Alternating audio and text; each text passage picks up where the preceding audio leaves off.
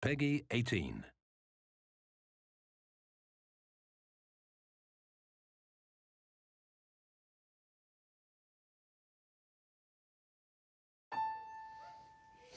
What do I want to say with this story? Yeah? What do you want to say with this story? What do you think?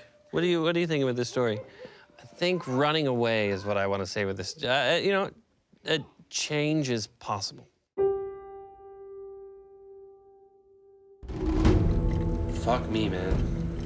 I could see it in everybody's eyes that they were just like, we're not gonna make it. And then everyone's still treating it like, you know what? We'll just see. And I'm like, no, like, in my mind, I get it. I see what you guys are telling me. I'm not gonna let myself believe we're gonna make the date now.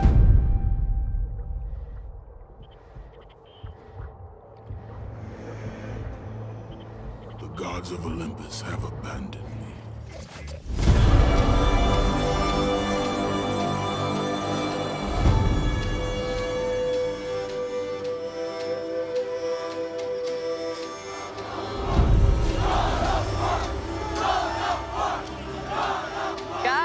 Revolutionized the gaming industry with its epic storytelling, jaw-dropping action sequences, not to mention a quick and brutal lesson on Greek mythology. Ares! Burn this village! Burn it to the ground!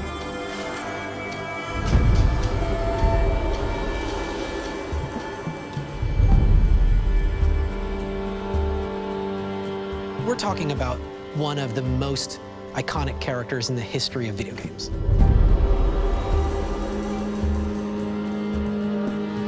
Yeah, it's an ass-kicking game. It is. So I don't know what the demographic is of women that play these games as opposed to men. I'm guessing that the ratio is probably like 9 to 1. I bring the destruction of Olympus. Ladies and gentlemen, the creative directors of the God of War franchise. What exactly does a game director do? That's just pure carnage from start to finish. Very early on, he or she has to be able to play the game from beginning to end in their head. Grabbing people and throwing people around, and like you get that sense of empowerment, you know, like nothing can stop you. Especially in the first God of War, when nobody, with the exception of a couple of us, had any idea what it was. So to me, a God of War game is about the action, it's about the rage. I was a god in the beginning, and then I was put down, and then I came back, destroyed everybody. On God of War 2, he expanded the story of Kratos, deepening the saga and turning it into a legend. Please welcome Cory Barlog. A lot of the time, we have no clue what we're talking about. I mean, there are a lot of leaps that you make in this job where you're like, all right, look, I kind of know what I want, but sometimes you're discovering as you go. So how did you guys become game directors? For me, it was just that Cory quit. Thing. Yeah, I quit, so he quit, so I got it. So really, all you gotta do is find somebody to quit. I pledged an oath in blood. God of War 1, about a guy who puts everything aside for work, and he loses his wife, and he loses his kid. Pain is all I have left. Hello, Kratos. Few games embody the definition of epic quite like God of War, so it's disappointing that the release of Ascension brings with it a whiff of a series that's treading water rather than driving forward.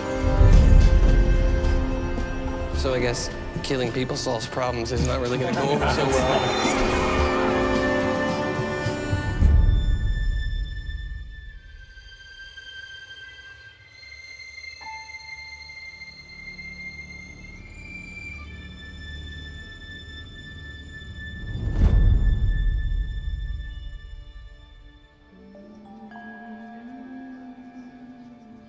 Oh, where am I sitting?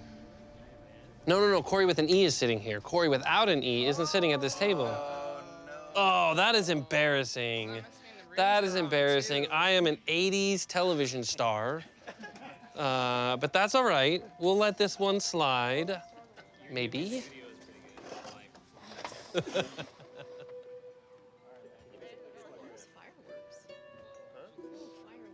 you, sir. For me, this was a very long journey. We were in a tough time within the studio, and there was a lot of emphasis that we as a team were putting on rebooting this franchise and what does that mean.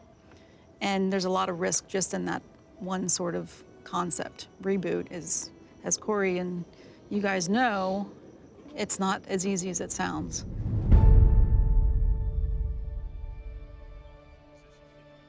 Okay, first position, playback, action, and then cut, reset. We will do our thing, and then go back into first position, playback, action. Does anybody want to write that down for me? Because I feel like I'm gonna mess it up. Before he came back to the studio, I could tell he was a completely different person. He had gotten married, was a father, and he was telling a completely different story just, you know, as Corey Barlog. Legend or a myth or something like that? Shannon, where did you get this wonderful lawn turtle? I don't know. Did it just appear? Show up? Yeah. No, you still haven't cracked the mystery of the nobody came out? No one claimed it. Somebody stuck it in my garden and it's just been there. Do you know what that means? I don't. Appearance of a turtle in your garden. You lie. I have no idea. I was trying to stall to come up with something interesting. When I came back to Santa Monica, we were trying to figure out what we wanted to do. I know that what we wanted to do was not going to just be make another God of War game.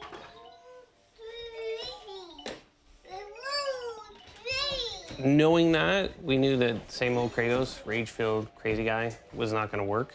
And I kind of started thinking about this idea that if Kratos ever got a second chance, you know, this idea of like when I had a kid, I feel like my perspective on everything changed. Hello. Hey, all right. Hi. Do you want to come over and see what Papa? Come on. We'll go over here. We'll go call action. Can you say action? Action. Action. See, he's learning. Success means the world to Santa Monica Studio. I mean, this is something that, hold on, my pocket's buzzing. That's awesome. Yeah, We're sorry. definitely keeping that. It was Shannon's idea to go find Corey again and bring him back as one of the original vision holders of the whole world that was God of War, and give him time to really try to come up with, how do we reinvent this franchise? How can we just make it not just bigger and better and the same, but bigger and better and different?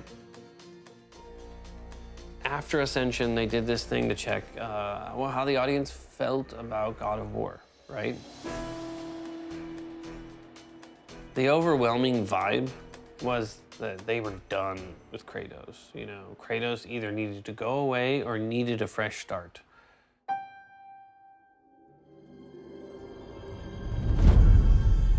Kratos needs a fresh start. You know, if you see the picture, if you can see all the way in the back, that face is exactly what people think of Kratos right now, which is just like, ah! You know, like there's no like intelligent conversation that Kratos has. You just like rip your head off. Like, how do you feel? Like, and you just rip your head off. Like there's one dimension to this character which was awesome as the anti-hero of the first game, but it didn't really grow. We didn't go anywhere with it.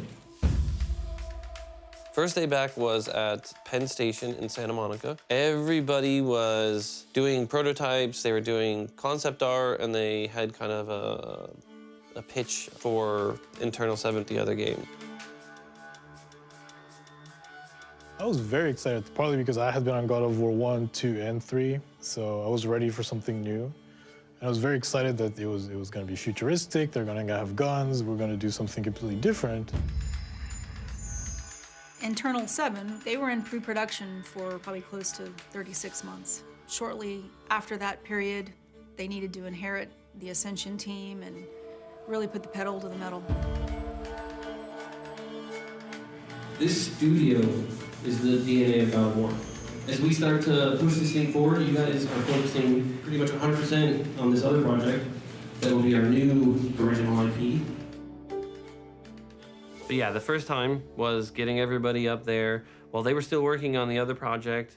And I think it was, a lot of people were wondering what we were doing because it was a small team and it was just high vision, like what are we gonna do? And really kind of just throwing a bunch of stuff at the board. leadership had made some decisions around the growth of the studio and how we would remain competitive. And one of those decisions was turning ourselves into what we called a 1.5 team. And that would mean that you would have 2 larger IP development going on within the roof of Santa Monica Studio, and those teams would share resources back and forth.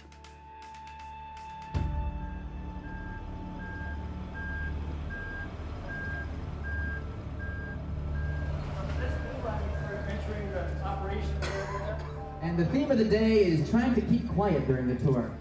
Lots of reverb in there. So we have a whole area. Offices will come along here. Offices will be along this wall. Over on this side, we're gonna have the focus test room right over here. Incubation team, we just walked through the new incubation area. We have full-fledged recording studio set up. Green room for the talent that comes in to record for our games. And as you come this way, having a projection screen that will be able to come down. So we'll have our all hands. All hands in this space, again, similar to what we do in Studio A. Executive boardroom for meetings. As you're winding, you can look over the railing. It's a really different perspective on the space as a whole. That's my guide. Everyone applaud Shannon for her great tour guide work. Say hello.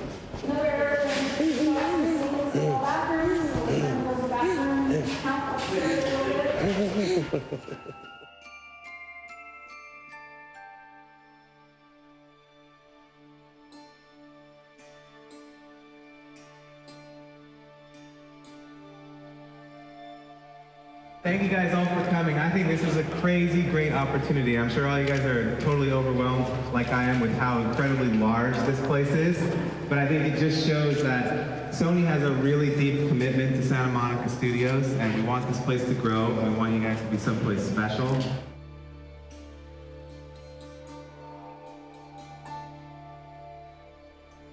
Opportunities like this don't come very often.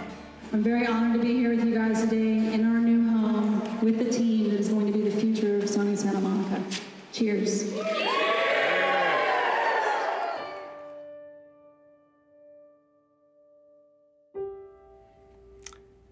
You want me to talk about what it would be like if it failed? Well, I mean, yeah, just Yeah. like really where it comes from is Yeah. what's at stake, because it's like Yeah. that's part of the business. You know, It what's is part of the business, and you know, if any franchise were to fail on on an epic scale, like just not deliver at all, of course there'd be ramifications.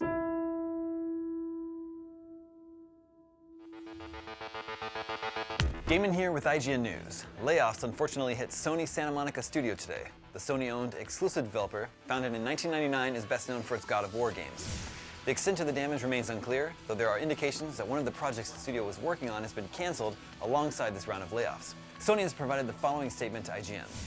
SCEA can confirm that we have completed a reduction in workforce at Santa Monica studio.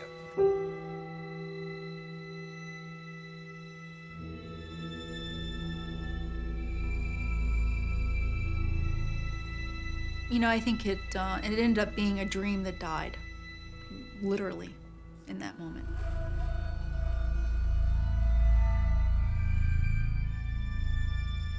It's one of the hardest things you'll ever do in development, is when you sink your heart and soul into something and you realize it's not coming together the way we wanted it to.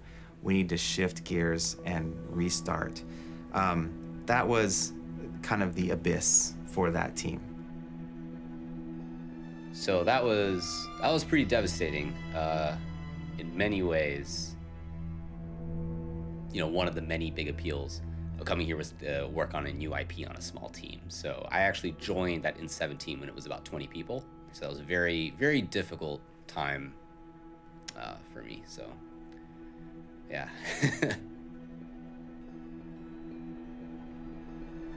But for us, we kind of had our heads down. We were just like, okay, we had a timeline, and that timeline felt pretty good. That other game was going. We were kind of like, okay, cool, we'll kind of trail them, draft, know when we can get people on. And then when things were not working out, and kind of the big sort of halt happened on the project, we had to suddenly say, we're about to get 110 people. I had to figure out how to keep them busy and figure out now, beyond just the concept of the game, but how are we gonna, what's the new pipeline? What's the engine?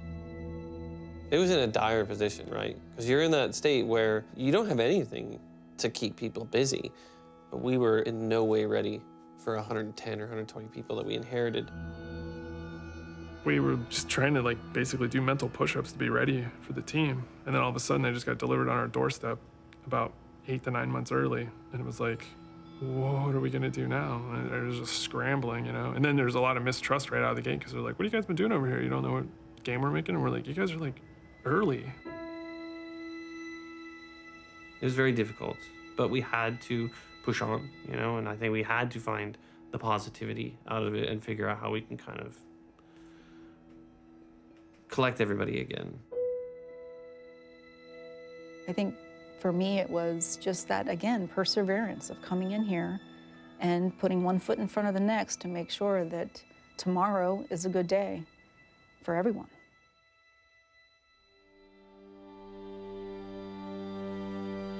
We have been through some pretty tough times here, but we are confident in our foundation and we're building on that. We are in a reset phase with the new studio. This probably won't make the final cut, but I like this location. I prefer this. This will all be lovely, but this is I'm fond of this place. It's pretty bittersweet. It's sad in some ways to be leaving the studio. You know, it's such a great place where so many great games are made. This big, open, collaborative space, we realized we couldn't keep it throughout the whole building and have that same feel, so moving makes sense. It feels like a new chapter. We're making a new style of game. It's going to be a good symbolic break and a new beginning. New generation, new facility, new logo, all coming together here and now. And it starts the future of the business that we so love.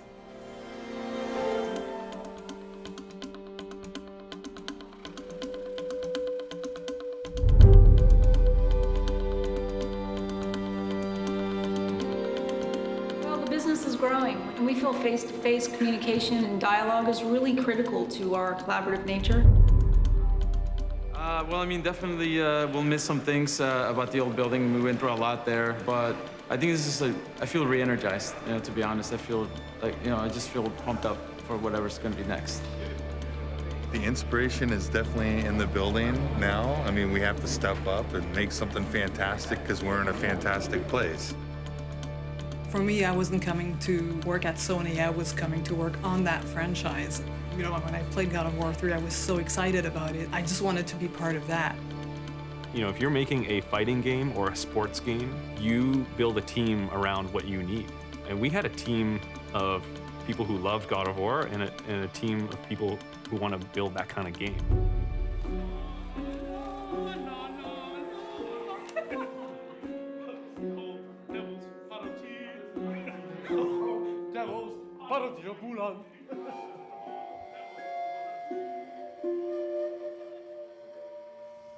You know, honestly, for me, I totally thought that we had to throw it all out and we had to find a new hook for this game, something that could anchor everything that we were doing, but something that could also show that there's some change in all of it. And I'm not as creative as I would love to believe, so I always just pull things directly from my life. So I thought it was a totally clever idea to have Kratos be a dad and try to actually be a dad rather than use it as like a cutaway cinematic to describe whatever past he had.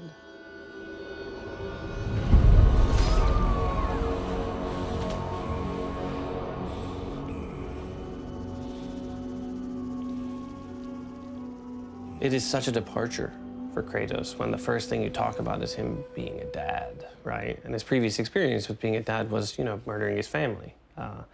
And that definitely gives people pause. I think the remainder, or the rest of the studio, the rest of the team, we had really worked together, this core group of like 11 people, to find the best sort of version of what we were talking about. Initially, it wasn't even gonna be his kid.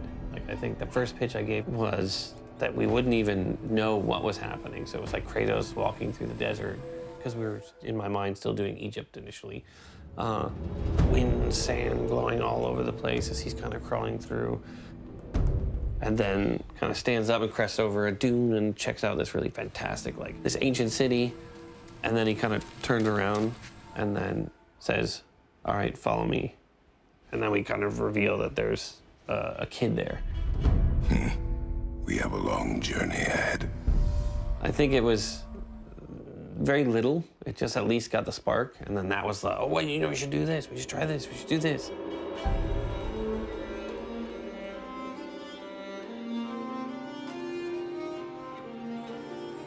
I was all in on some of it, but the sun thing, like, not at first. Definitely not at first. Just mainly because, like, from my perspective, it's like I'm trying to think of, like, combat and what we can do next, and then I see this tiny kid running around Kratos, and I'm like, my God, it's like all he's gonna do is slow him down, all he's gonna do is make things hard, and nobody wants that in the game. Rolling. You ready to kill a deer? Get your first knife? Yeah. Get in combat? Probably do some extra combat stuff. I think you're also gonna jump off of a box into John's arms. So, we just need you to do a backflip. Can you do a backflip? Actually, yes. Really? You I was can? totally kidding. You can do a backflip? Yes, I actually Wow. When I first did the audition, I thought it was a movie because it was just like some dialogue right there, and I was like, okay, it's just like a movie. And we just did like a fire scene or something like that, which I barely remember. No, we didn't do history today. But you do that sometimes. Yeah. Basically, when we actually present the game to the executives, this screen will be sitting on the television. It'll just be your face sitting at the fire, looping. And I'll be talking to them, and then when we actually start the game, I'll press a button, and that's when you'll hear your dad call you. So I'll press the button, and it'll be like, boy. So it'd be kind of cool. And then I get the role, and then I go to like San Diego or something like that, and then all of that, and I'm like, wait, what? And it's like a game, and it's God of War, and I'm like, what? And I'm like super excited, but I was like really confused. And it was just a bunch of emotions going through me. It doesn't go on Facebook, by the way, or the internet. Yeah, I think Sunny wins that round for sure. What do you got? Gotta go like here? Yeah. You're just gonna. That's how you do it. Yeah. Okay, right into the belly. Or this.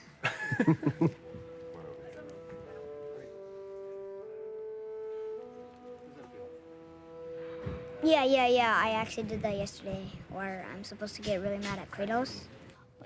Anger. Ah! More. More? More. Give it to me. Ah! Good. Yeah, I just scream really loud. It's really funny. Okay, Sonny. Loop. Boy!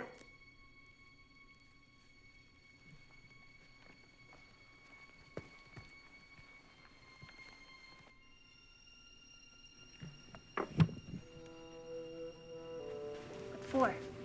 So remember that you just killed that thing. It's not alive anymore.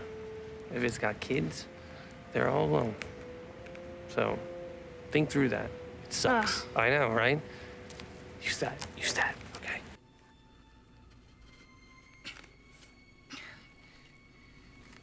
I can't.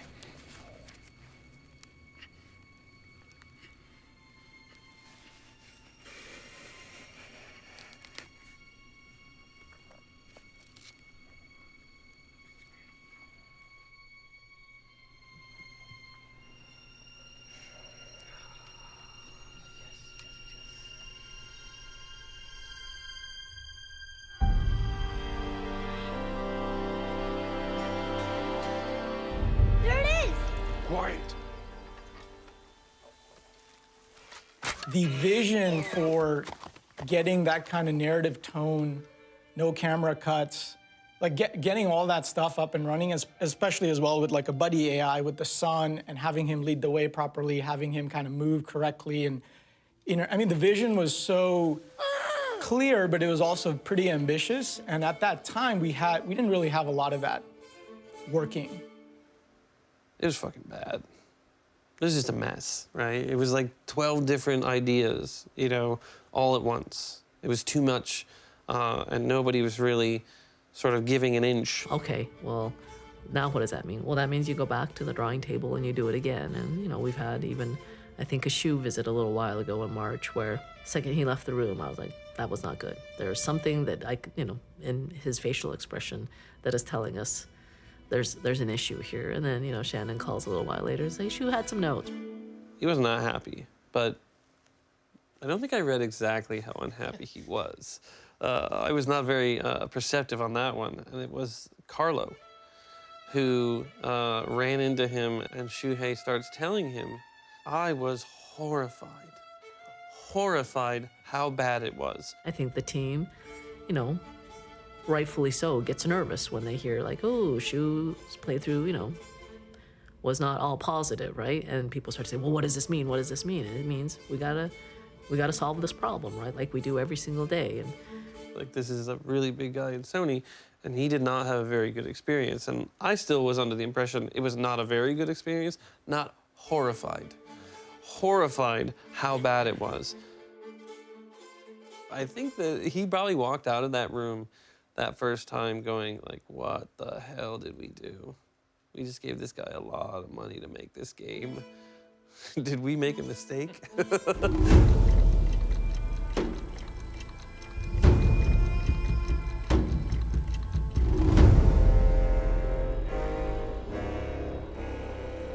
Run. Run far away from me. But you have changed. You're not a monster. The hunt for Kratos was very difficult. We were probably a month away from giving up. We were like that close where everybody started having this pull me aside conversation, and you start thinking about the reality of this. Like, maybe this is not gonna happen. Maybe you're not gonna find the perfect person. My agent had called me, and I wasn't really sold on auditioning for it. I know it sounds silly now. She's like, look, just read it. Just read the sides. And I read the sides, and I called my agent back, and I said, I thought you said this was a video game. You have seen what I am. And when you lose control, when the rage takes you, that is me in your blood, eating away at any goodness your mother may have passed on to you. It was literally like the test you do for a TV series or movie. Run. Run far away from me. But you have changed. You're not a monster. That is exactly what I am. Not to me. And it just, I couldn't wrap my head around how this would be in a video game. Come on, Slowpoke. Ah, this is not me leading.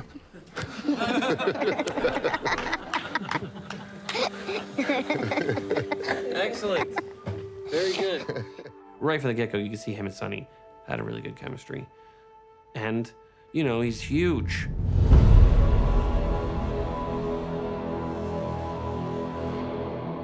Ultra violence and sexism, that's God of War. Why aren't we doing that, right? People will say, Kratos can't grow. He's just this, like, anti-hero who just kills things and bathes in their blood. And I'm like, you need to see a therapist. But I think it was a necessity.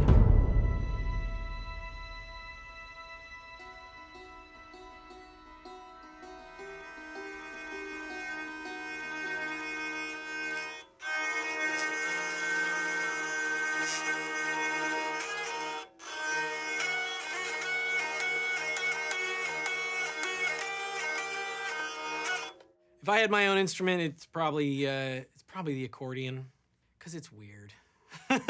And most people think it's lame, but I think it's cool. Hey, how's it going? How you doing? I remember meeting Corey, and he told me the story of the game. I think we were there for like an hour and a half. And I felt like I was sitting around a campfire. Like I wanted to just like roast marshmallows and just like, and then what happened? It's the story that draws me musically. That's where I get ideas. And I realize like this game has a really well thought out story and character arc, and I just thought, I have to be involved in this. What is God of War? Is Kratos the mascot, or is Greek mythology the mascot? I was talking to several people from the European marketing groups, because I think what they saw is like, oh, you're just gonna make another God of War with angry Kratos, right? And they're like, that's just not a good idea. And I had talked about, you know, potentially exploring other mythologies. And one of the guys had said, you know, I just don't understand how that would work. You know, what is Kratos gonna pop on a backpack and just walk to Scandinavia? You know, that just seems weird. And I was like, oh, right at that time I realized, like, I was like, oh, well, he doesn't have a backpack, but yeah. Hello. Okay, wow, there we go.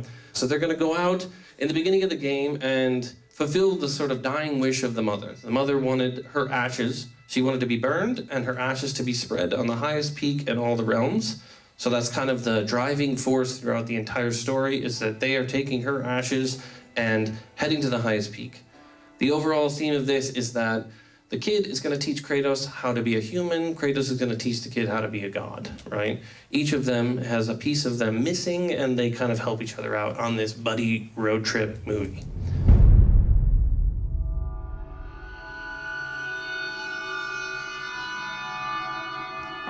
We are in the middle of nowhere right now. And we hear a hissing. There's the culprit. So, another adventure. Yeah, it was interesting, a cross-section of people too, because it was, we sent programmers, artists, Shannon, I think, went as well. It's a panorama? You're doing a film. This is serious. I'm documenting. You're documenting? Ready, guys? We're getting ready. This is where it all begins. Cue the soundtrack. Well, we made it to New York so far. We're halfway there. You can see the people were much smaller back then. Luke would have been a giant compared to them. That's the way we dress when going to Reykjavik. Smartly. Great. Nordic thunder. Dun, dun, dun, dun, dun. I'm gonna get run over. Let's go. HDR shimmering. Shooting video. Iceberg ahead. So we're still here. The tires won't come off, so we called the farmer. So we gotta dig in here. Yeah. This is where we live now. Come find us. It's Shannon. I'm gonna head back to the truck. There's so much life that's happening around you, and you can feel it almost in the terrain. There was a number of really special moments there for me because of how magical the landscape is and the way that it just captures your soul.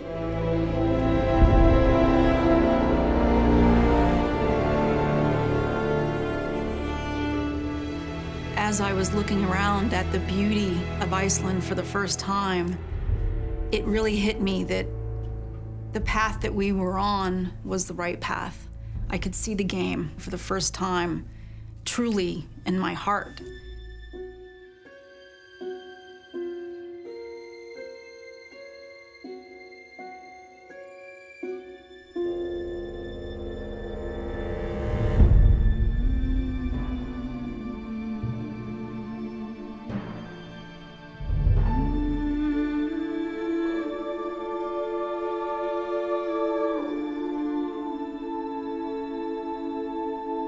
Ljóst hamri að himni. Ljóst hamri að himni. The Icelandic language today is the closest language to Old Norse. What that means is Acquire in Iceland would be able to read a phonetic spelling of Old Norse and do it correctly. So immediately all eyes were on Iceland as a possible place to do choir.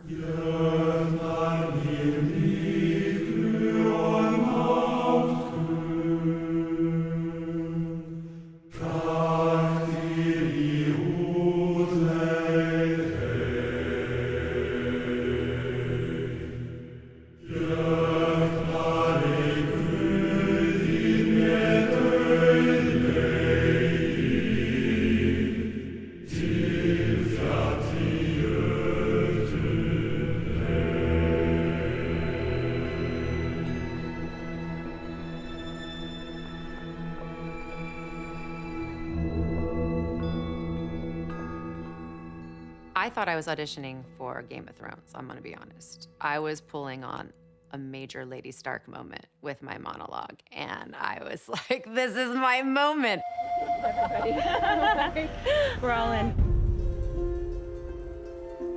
It felt like a beautiful cinematic piece about father and son and mother and longing and relationships and with these gods and goddesses, and it was really exciting. So they're going to meet Freya in a meet cute, really.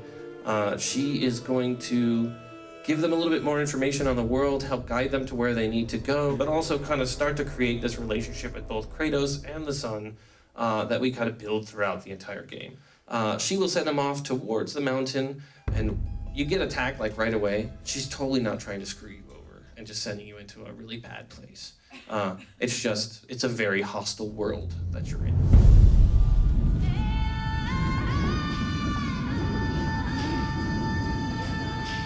Yes, the gunfire is very exciting. It's all part of the experience.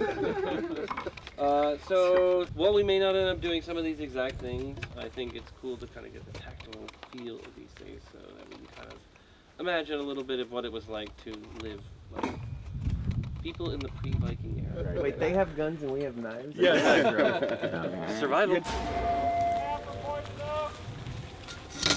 Ow. Watch for poison oak! Stop saying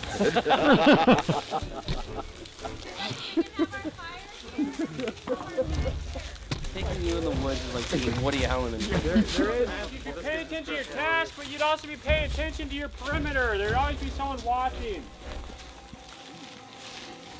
I don't see anyone. Like a creepy camera guy.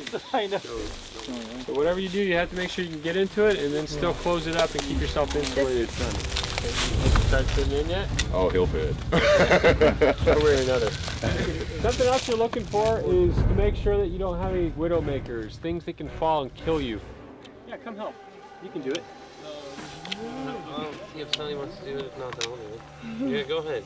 Here we go. Great.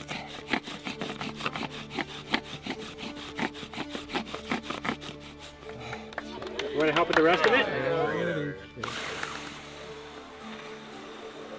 Wow. Oh my God. Well done, boy. All right, so I will call playback. Call him for position to get him in position. Okay.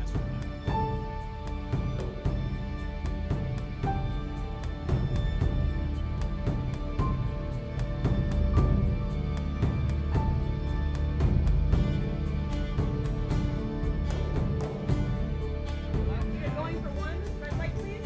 Holy crap, this is exciting. Audio. Camera. This is our first day. I have to pee. Really? Now? Do not make me pull this volume over. I won't. I often make bad decisions and get myself in trouble, so it'll be perfect. I'll be like, look, what did you expect? Are you talking about work too? Yeah. See? It's all around. TV? Yes, I was trying to teach him the action. All right. It's a big influencing factor. And I think as I was growing up in the earlier games, the family was sort of the individual extended family. My family lived farther away from me, so I was a lot more separated from them. So the work family became the entire family. Now, I have them intermixing. Like I had my daughter during production, and just the willingness to work around my schedule of having a newborn, and you know, I had to take maternity leave in the middle of production, and well, I know, so I came back. I have two daughters, and a 4-year-old and 6-year-old. Hi, Sophia. Hi, Olivia. I'm expecting yes. It'll ring. We're gonna watch the TV, and they're gonna be acting over there. And then it's gonna be on the TV. TV? Yes, TV. Even in the earlier games, that's how I kind of rooted myself in the first story, was writing the first few drafts with my dad and kind of finding the struggle of Kratos and Zeus, the sort of father-son story. But this father-son story is told from that different angle, the son becoming the father. So I am a little OCD, so I'm going to take some of this. Oh, you like that? Okay, good. Oh, that's fantastic. I don't know why. I'm taking a little bit of this. Not certain what I'm gonna do with it yet. Farting is allowed in the volume. Right. Only in the volume. If you need to fart, go next door. Yes.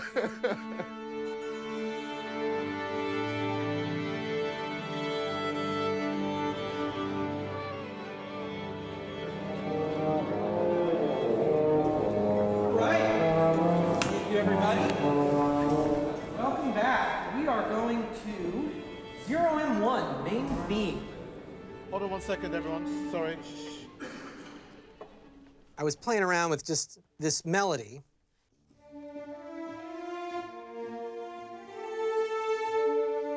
And at the last minute, I was like,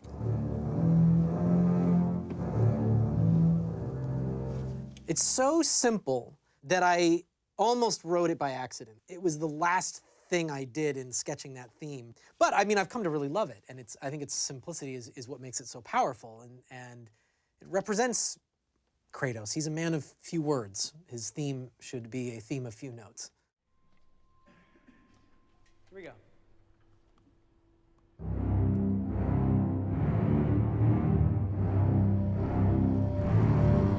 Huh? Kratos isn't the most verbal guy. It's not that he's not intelligent, because he was a general. He was very intelligent, but he's very efficient with what he says and when he feels like something needs to be said. And so with Kratos, it's like when a grunt can do, that's kind of his wheelhouse. Because he can convey a lot of emotion from kind of thing. That was good. It's really good. Sometimes I will on set be referencing him. What is this one again? I'm like, oh, yeah. It's phenomenal.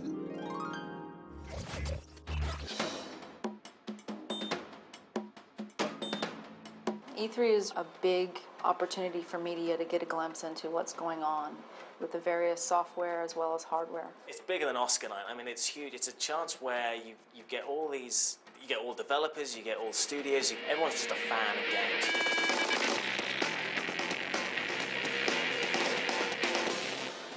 I drove around for an hour looking for a parking space. I had forgotten how fantastic E3 is. Fuck that. I'm looking forward to seeing people's responses back to this thing. Right now I haven't heard anything, but seeing the crowds is definitely an inspiring thing. Hello, this is the first of many diaries that I'm going to make during the soul-crushing process of making this game. It's been 3 years on this project. We are a month from our E3 demo alpha, which is the first E3 demo we're ever going to do. The art director, who's been on the project from the beginning and actually been at Sony for over 10 years, is having his last day today, which is the reason I'm probably starting to do these things. So that I can outwardly seem like I'm totally fucking fine with it, but inwardly then I can be completely questioning what the fuck is going to happen. The audio turned out. Can we crank this freedom up though? Because this is. Well, what is it at? 11. 11. Check.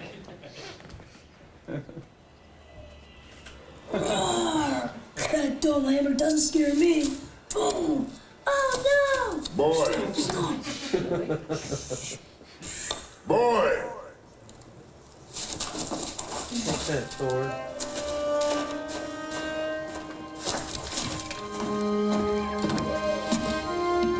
Your mother's knife.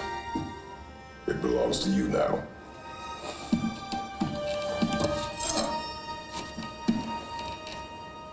What for? A test. So being like 2 weeks away from E3, you know, we haven't really talked about or shown anything about our game.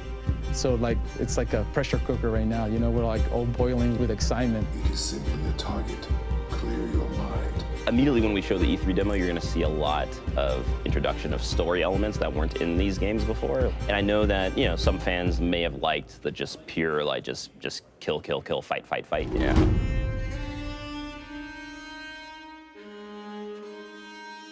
Well, I don't know how they will react, but I'm excited about finding out soon.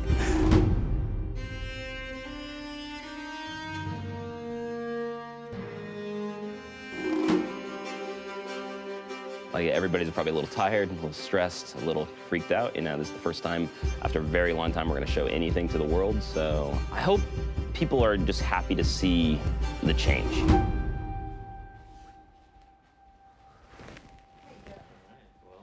Oh, man. So I think I've been rehearsing that demo for a month. And it's just 9 minutes, but it's, to me, the most important 9 minutes of this game. Because that's the one where either everybody's gonna go, what the fuck are you doing? Or, what the fuck are you doing? That's awesome. Like, I have no idea what the answer is gonna be either. It truly is like the cat is alive and dead at the same time right now.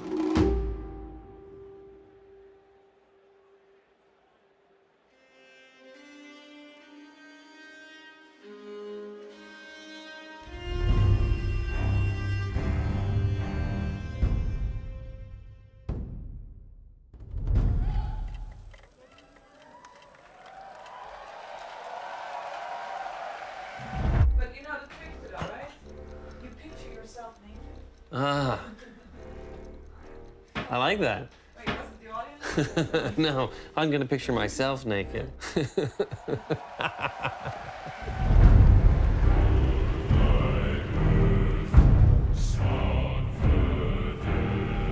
You want to say bye-bye to Papa? He wants to open that door. Come on. Give Papa a big hug. Yeah. We've seen so much in the last 20 minutes, and we haven't even started. I know. So many exclusives, so much more to come. I'm excited to be surprised. I don't know what's gonna happen. You never know what's gonna happen. I will try not to screw up. All right, I love you. Mwah. Ito, I love you. Papa Bush. Mwah. All right, you have a good day opening and closing doors.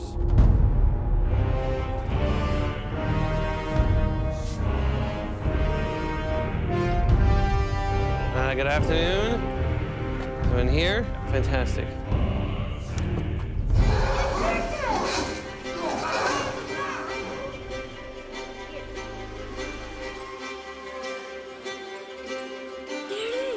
Hold. My wife talks about she doesn't come home from work being a stay-at-home parent. She's constantly immersed in work. And I'm like, I kind of feel the same way. And I should be able to separate from it, but I have this like problem where my brain will not disengage. It was last night. It was 3 in the morning and I'm like, I really need to sleep. I have to sleep. And I just could not stop tossing and turning and What are you doing? going over both the positive and negative scenarios. You know, and one of them was trying to convince myself, you know, the positive scenario, and the other one was just worming its way in like an earworm, you know, like, they're all gonna laugh at you. Maybe not that exactly, but. Hi, everyone. Oh my God, thank you. That's so awesome. When I saw it yesterday, I was with Corey and Yumi and Kevin, and I said, you guys are just so close to this that you don't see how absolutely phenomenal it is, and it's just mind-boggling. They could very much say, wow, that's great. This is a new direction. You know, gamers, I feel, have grown up the way that I have grown and the team has grown. We've all kind of moved to this next phase of gaming. Are you excited about today's press conference?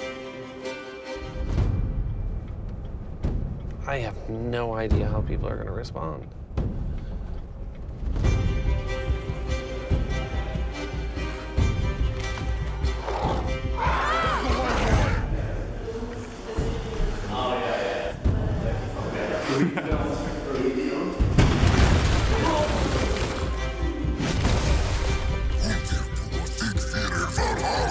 Anything that anybody could say on the internet is still tame compared to what goes on inside here.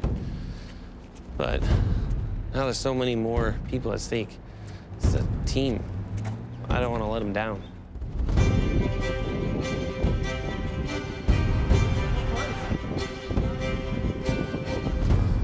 I think there's nothing we can do now. It's already done, so I have faith that people are going to enjoy this And then I won't have faith, and I will have faith, and I won't have faith, and I'll just...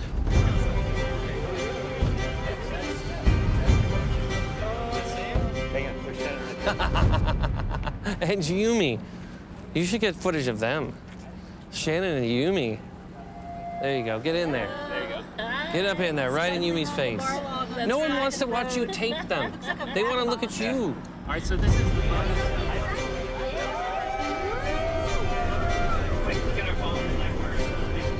Oh my God, it's amazing. I can't believe we're here. It's a crazy day. Corey Barlog on the big stage. It's like 4 years in the making. Yeah. Woohoo! So in terms of going in? Yumi wants the camera off. All right, we're done with the camera. To E3 press conference. Absolutely. Now, the big show starts in just a few minutes. See, now I can leak something, and it will be okay, because today's the day that the leak's coming out. How are you getting in there? I have no Do you idea. have a hat? Huh? Do you have like a hat, a cap or anything? You could not wear anything that identifies you as Santa Monica Studio. You can't talk about the studio when we were there. It was crazy. Oh, good point. I didn't really think of it that way. Yeah, I'll put this on. I have a hoodie. I can go Unabomber style. I think this is more for me, thinking that anyone would know who I am. And what a world we live in when I think that.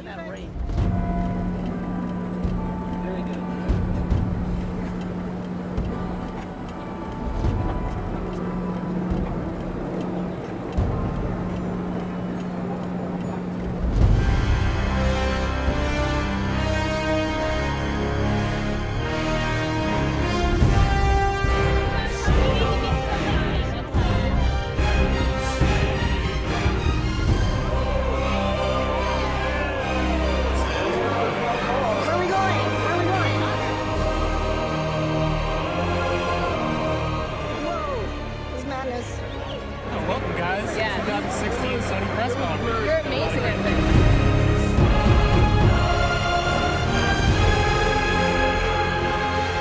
Okay, tell me how nervous you are. I'm freaking out.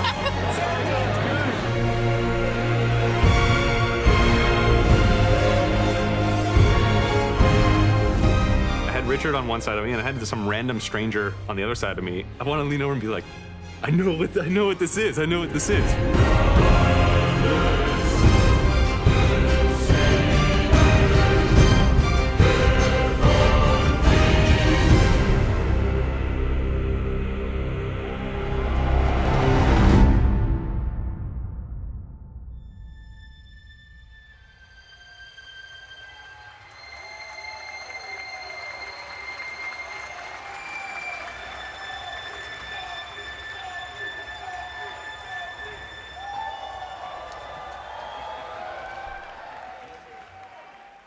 Roar!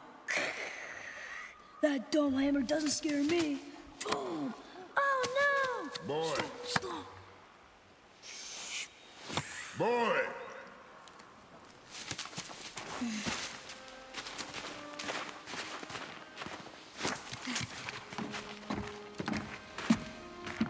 Your mother's knife.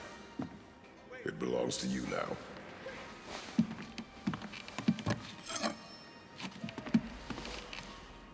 What for? A test. She taught you to hunt, yes? Yes, sir. Then show me what you know. I am hungry. Feed us.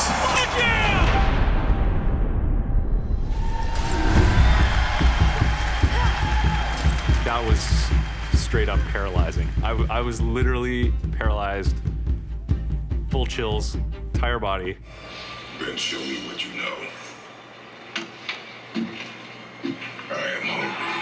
Ho, ho, ho, whoa, whoa, whoa, whoa, whoa, hold up, hold up. Oh!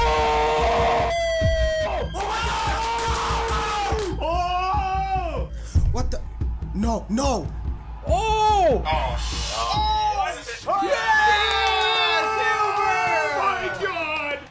I literally got to like raise my arms and hear that sound as he stepped out. I am hungry. I get chills even thinking about it. It was truly a once-in-a-lifetime experience.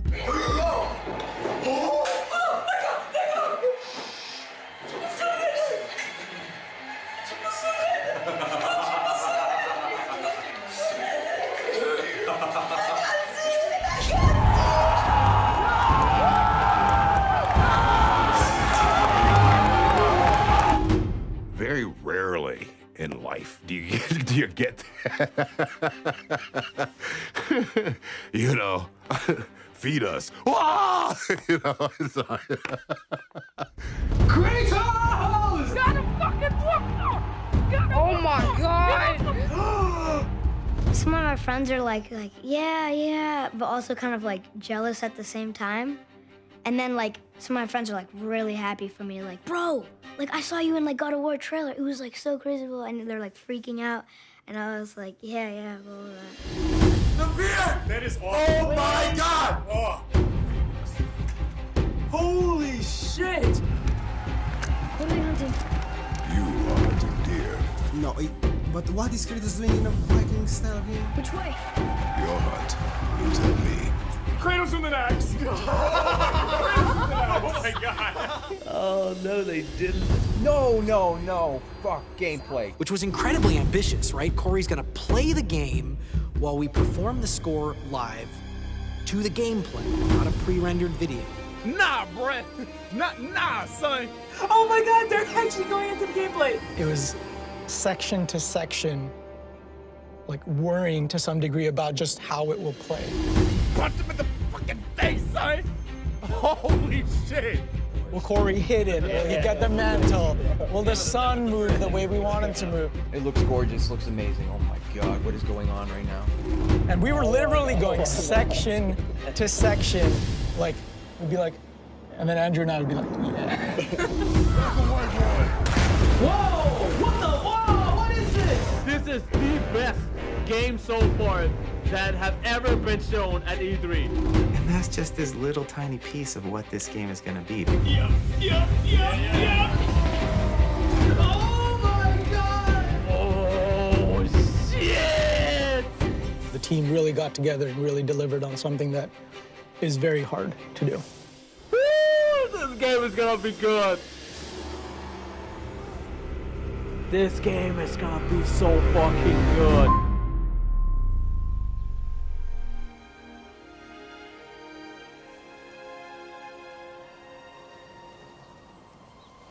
Now, you are ready. For what?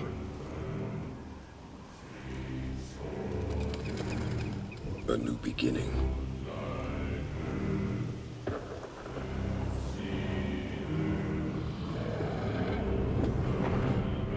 Yo, dragons! Dude, I can't right now.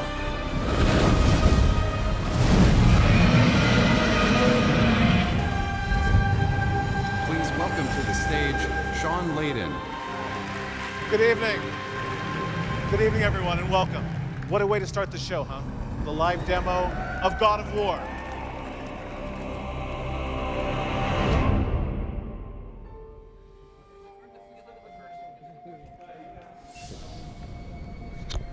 Or is it in the back hole? There's no light. Okay, well that's good. It's recording. As he's walking towards his office. There you go. Dan.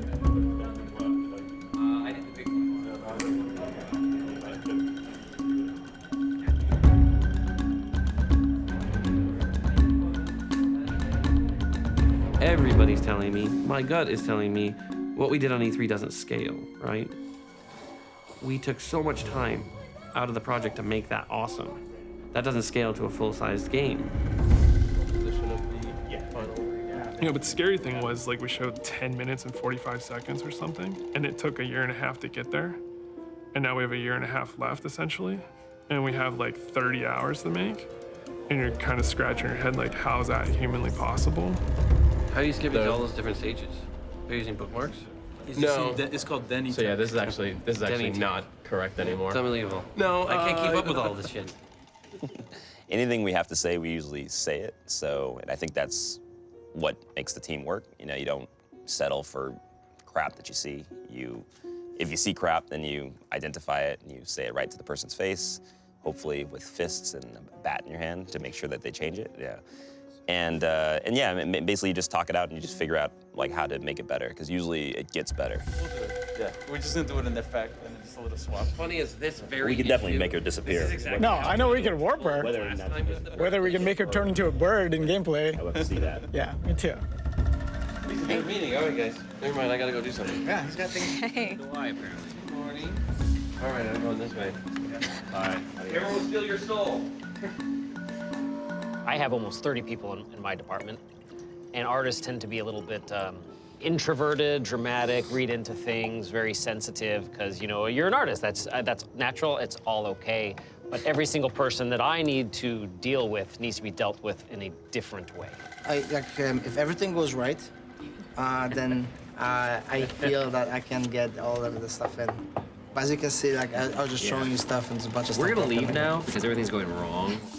For me, at least, I think a big part of it is maintaining that focus. With the team of our size, the ideas are constantly flowing. There's so much feedback. There's so many things that need to be done. Sometimes you just want to, you know, go to each individual person and say, stop thinking, just do this, right? Like, don't look at all these other things, just look at this and do this. And you can't do that because you know the other things are also pretty valuable. Which would simulate that if you come to it at exactly the wrong phase, that's what would happen. Right. So I'll try switching that to true and see if that fixes it in that case, or see if it just has him like go straight in a line. Yeah. Yeah. And if that's the case, then check it in. Well, let me know. Okay. Cool. Cool. Thanks. But then the opposite's true as well, right? Because I remember like you and I had many fights about how like the Draga reveal should work. And eventually it just came down to like, I have a plan for this, leave me alone. I've got an idea here, go away. Translating the room, digging up the thing, so. It's a struggle to try to sort of unlock like this understanding of the process and how all the pieces fit together and how the players are going to understand the final product that you're delivering. Are you working more on that? Are you pushing further on these? There's bugs like you saw, like the fact that one resource was missing the ID. There's tons of stuff. This is showing right now on the purchase. So it's cleanup. Probably the most challenging thing is just people love this character so much, and there is a lot of pressure to make sure that those people feel like we're doing that character who's so important to them justice, while still evolving him, because he couldn't stay in the one place that he was. And right now, once you go in there and you have all the doors around you, you don't know how the hell to get back out to the bridge. Right now, the only doors that are in there lead to realms. Right? Are you with me? Oh my God, your AI broke. Yes. I had a firmware update just now. Sincerely, like after a party that just appeared in your house, because now I feel like I just want to show up every once in a while and leave you new lawn ornaments. Yes, I'm not kidding. Oh, I'm gonna do that. That sounds fun. They are a practical joking bunch, the managers. No one's taking any credit, which was unfortunate. Weirdly, that was the inspiration for Freya's house. Oh my God, that's what it is. There it is. Look! It's all right.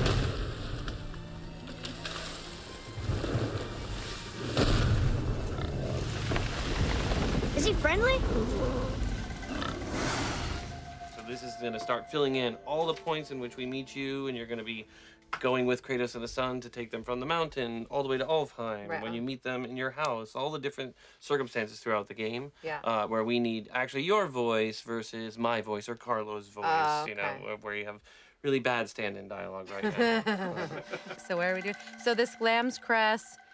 So these first two lines here, at this point now, the player can still roam around your house. Oh, right. And I'm like, come on, get it already. I also need lamb's cress. Do you mind?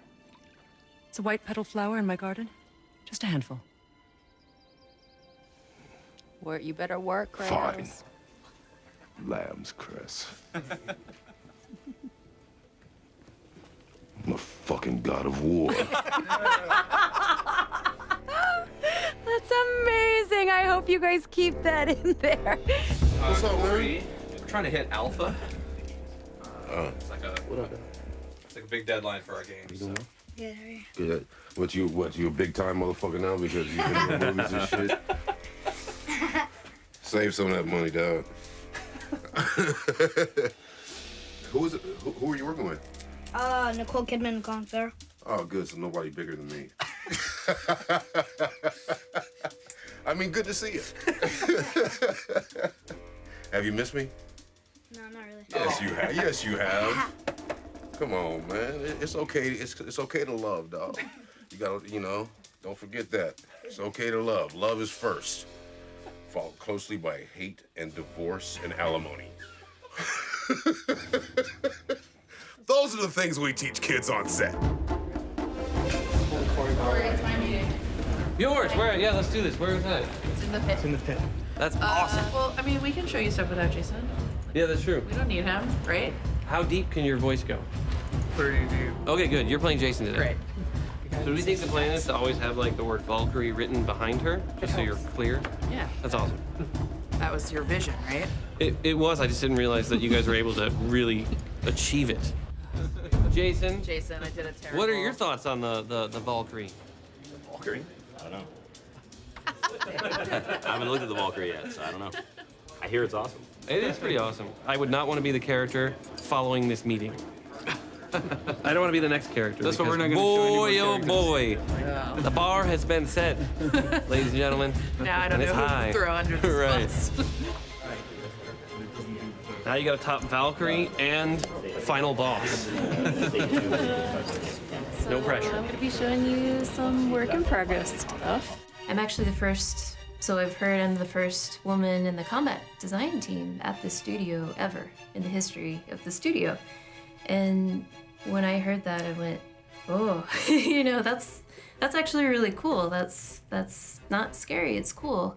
However you want to start, it's your meeting. You go. So this is the witch. Yeah, they're usually her eyes glow. So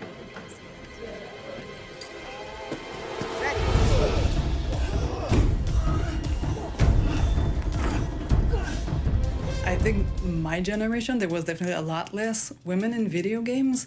But when I see the younger generation, there's a much larger portion of the people applying in that are women now. Yeah, she's in the perfect If my height. hand wasn't there, you would have hit me in the nuts. She was like Good, karate, you deserve it. In their defense, you do deserve it. Yeah. It's true. Yeah, I can't really disagree. In his defense, he can't help it. Concerned about right now is just getting in the arena, and it looks good. Yeah, the arena's And these there. waves are not going to throw off combat at all. Apparently not. I said. So he will be meeting probably like a couple more times in terms of just brainstorming meetings and idea meetings. They're trying to schedule something for a hour and a half over lunches. Okay. So Shannon's going to be organizing that and be letting you know. But I think for her, it's a priority. Obviously, it can't step over any project meeting. Yeah, because we have a. Okay. Yeah, apparently our project meeting is so important. Just kidding. There is just no way that this type of activity happens from any type of top-down endeavor. It is No, not at all. every single person, every day, right? Yeah. Kind of figuring it out. And it's like, again, like with your kids, you kind of equip them in the best way that you can, and then you got to solve it yourself. And for that freedom, you'll be accountable to it. My mother said, everyone is smarter than you in something. And if you don't figure out what it is and learn from it, that's your fault. You know, she taught me that every person I meet will have worth. And it's my duty to be open to receiving what people have to offer. You know, don't discount anyone.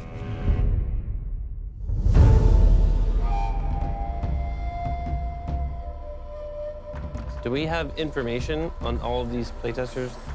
They are giving us nothing on their faces.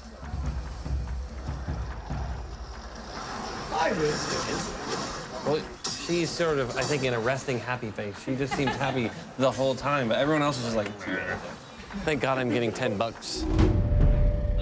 I started in this industry. I always shudder when I say this, but I started in 1989 as a game tester at Sega. And when I finished school, I had no idea that they paid people to test games. Jason is going to give you a cool Sweet. presentation that breaks down all the combat, and then we're going to let you play through. Awesome. Like I said, we are making incredible progress. I am very surprised at how fast everybody seemed to pick up the controls. Like they seem to just adjust to it very quickly. It's almost like they could be good. Not a lot to study, which is good, also. Yeah. There's only a couple things on here. Well, you know, pick up and play. Addictive. It's a That's good how we thing. roll. What? Sorry, this is my director. She is actually guiding me through this entire Yumi is like, you're already 4.5 minutes off schedule. Get on schedule. It's amazing. Thank you, Yumi. I will stay on this. That's true. She could be smiling beneath the frame. I'm gonna go with I believe she's smiling beneath the frame. Can you get me a larger monitor? I'm not sure. Yeah, this is a little small. This is not the executive monitor we normally have, so you'll have to slum it like the rest of us. Is he trying to hit the kid? He is. He's trying to punch. He's good at killing.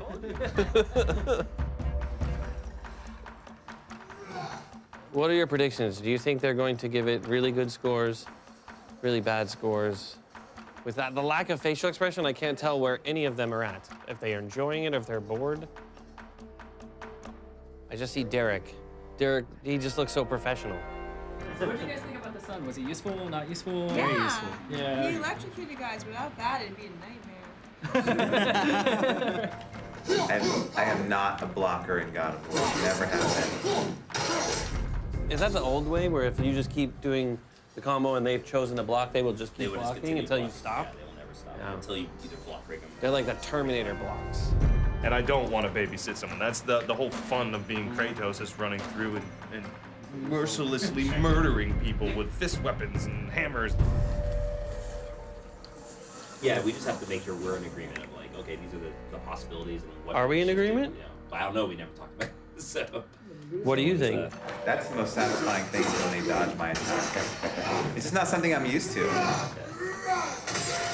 Oh yeah, turn it up, turn it up. It was. I didn't like the button layout. My question is, why didn't the sun ever get attacked? Because someone's just kind of like, hey, I'm here. I'm like your OP, like, freezer. Yeah. OP freezer? Yeah. The fuck is that? Yeah, like, it was helpful, but... I'm here? What is this? What is this craziness?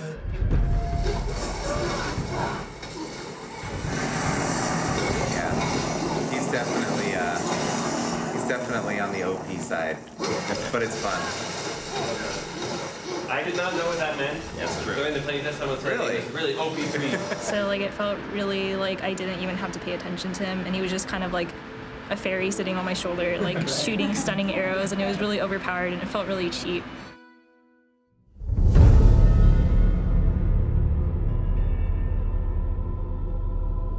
With the addition of like the sun, kind of felt very cosmetic because I feel like you could have like the same ability without the sun even being there. And so I feel like if like the sun was supposed to be like an integral part of like the game, then like he should have a role, and like the player should always be like actively aware of that, like as like a liability, or like maybe like having the sun like play a larger role in combat. This is the all or nothing. It's everything. Like, we are literally all in on this game. You have to get 150 people who are very stubborn and passionate and creative to all see a similar picture that doesn't exist. And doubt is the demon that lives in the ear of every person in this industry. That is, to me, the biggest obstacle, keeping everyone focused on the goal and not listening to that little demon in their ear that says, they're all gonna laugh at you and it's not gonna work, right? And it's like, I have the exact same thing in both ears constantly, but I'm still trying to steer people back. And, you know, you have to be able to trust each other that you can fail and openly fail together and still recover. Right? Otherwise, everybody just starts protecting what they're doing and nobody wants to share anything.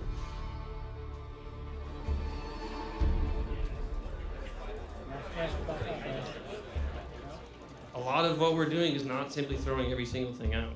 It's looking at the DNA of what God of War is and finding out the mountain we had to climb to kind of change this franchise. It is the traditional sort of child coming of age, but it's also Kratos kind of coming of age. The idea of Kratos being a closet human being, right? Somebody who hides his humanity, somebody who is shunned and run away from it. So we've always kind of kept it a little bit open just to allow people to freely play with it, but now we're going to start really honing in on forcing people to have to use the sun to create opportunities. I see runes there.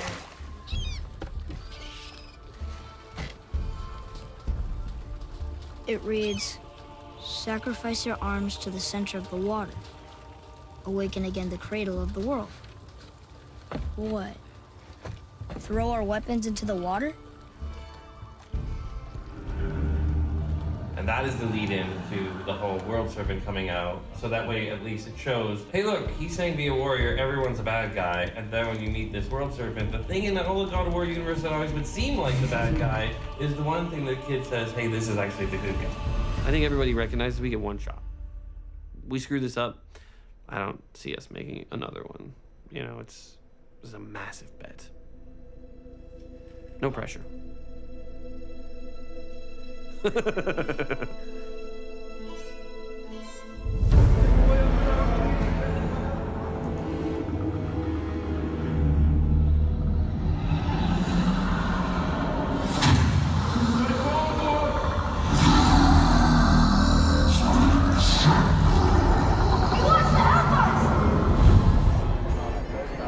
It's an interesting approach because in the last ones, you know, how he killed his family. And in this one, he's actually got something left, so it might be interesting how they use him. I think it looks like a badass Kratos. I love the beard after everything he's gone through. Yeah. He's still badass. So being from Norway, does it seem legit? Well, it's gonna be fun. I don't know yet. I haven't got any hands-on time, so it looks nice, but until I get to play it, I don't know. I want to first start by welcoming all of you guys to the God of War Behind the Curtain panel. Hello, everyone. I'm Corey Barlog. I'm the director of the game, and I make their lives completely miserable on a daily basis. That's really it. That's the best description.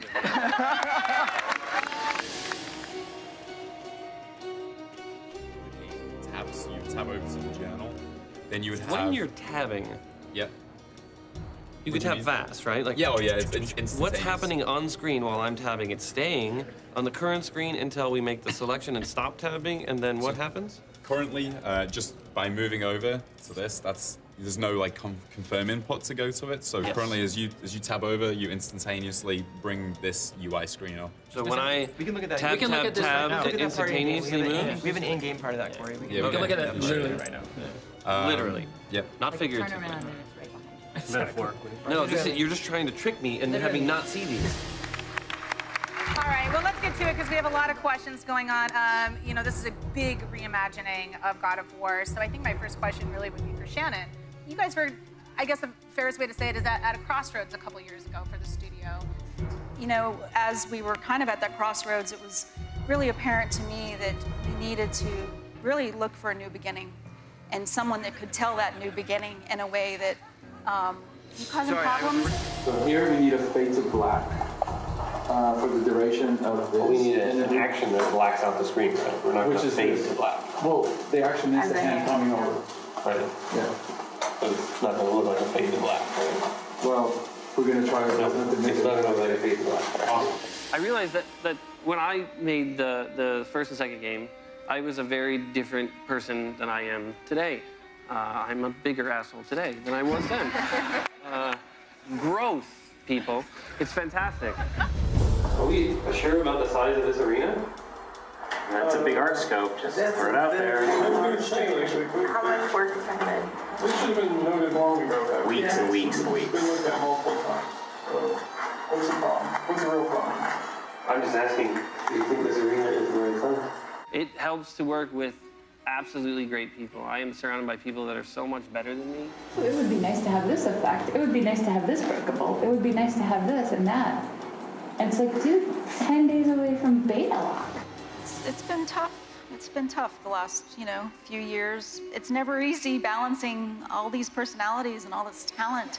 If you guys think it's not a problem, then it's not a problem. That's why I formed it as a question. I'm asking them, not you. Okay. I mean, it's definitely not a problem. Okay. Every story that you tell, everything that you make, you have to have some kind of personal connection to it, some kind of truth that comes from your own life. Right now, this is a giant empty space that doesn't have anything in the ways of interaction or change. We've changed everything from the combat to the mechanics to including the sun to the environment to everything is different, new, and fresh. Scary. And scary. Needs to be lock it down. Yeah. Move it forward, lock it down. Move it forward, lock it down as a leader. I find myself sometimes terrified at the decisions that we're making. We made the choice. We gotta figure out how to make that shit work. You have something that fans really care about and players really care about, but we still want to flip everything, break it apart, and then start putting it back together slowly. That's just the level. The 0 to 4 on every single level. You know, we bump in together every once in a while. Sure. But it's all for the good of the ultimate goal of greatness. I'm so thankful every single day that they're the ones that have to do the hard work.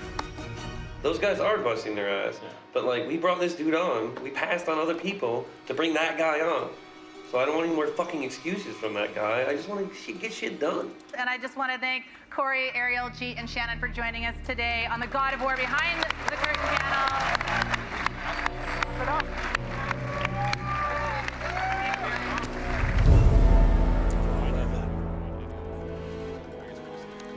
Or yeah, I guess it fell through the cracks on that one.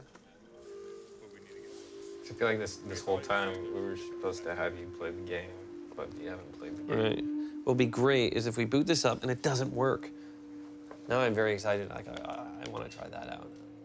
So 391.95. I have no idea what that means. I'm able to now share with you guys the specific release date. The date we've landed on is March 13th, 2018. This is also going to be 11 years to the day from Corey Barlog's God of War 2 that came out on March 13th, 2007.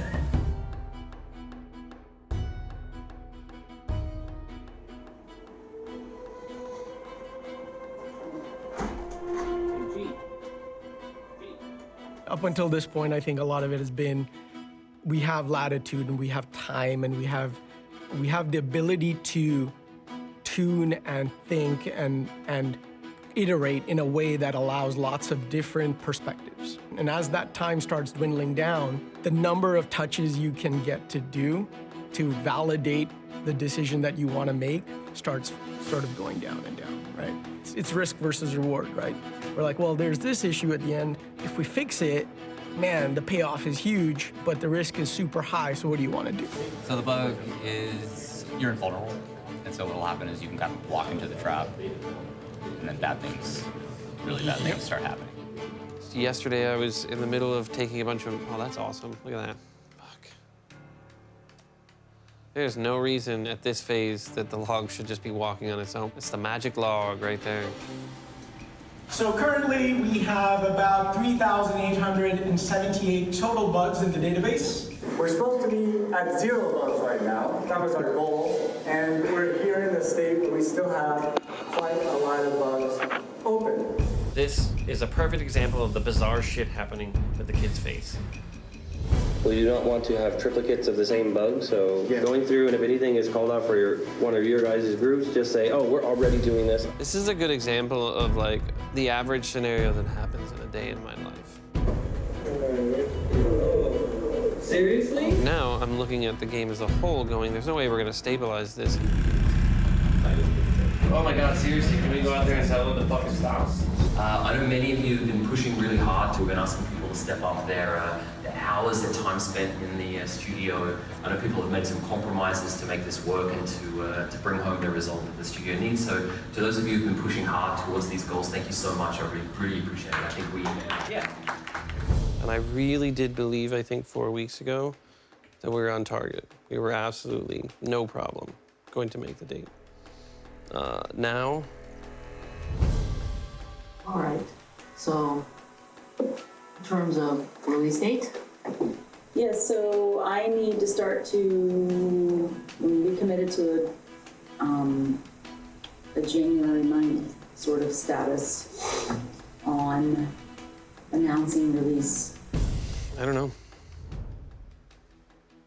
Scary, scary thing is I really, really don't know. Which means beg for more time. What do we do if they say no? We're scared. When you guys were first brought on this thing, do you have any idea what to expect? Father, help me!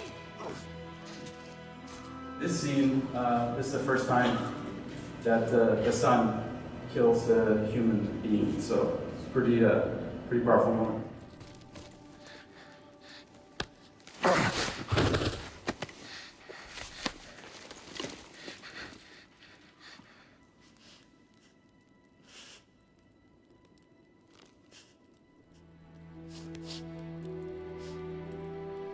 You know, as a father of 4 children, it's interesting that you know, this has been a man who has missed 10 years of his child growing up, and I really found some parallels with my own life there, because I was working on a show and I basically missed 10 years of my kids growing up. So it's just it's an interesting dynamic for me. You know, it's you know, a little closer to home than I'd like it to be. As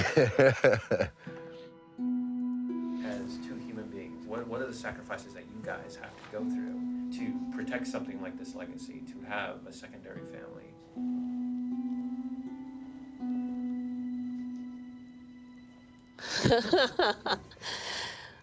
I am, you know, very fortunate in the sense that I have a home sort of, you know, network and a husband and parents and children that are very, very supportive and very much, you know, are as excited about what we're doing here as, you know, I think I am, and I have it pretty good. So I feel very fortunate.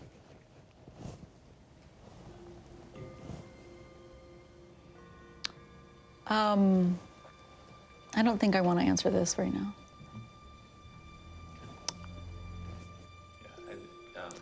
I have an interesting story. I think I might be sharing.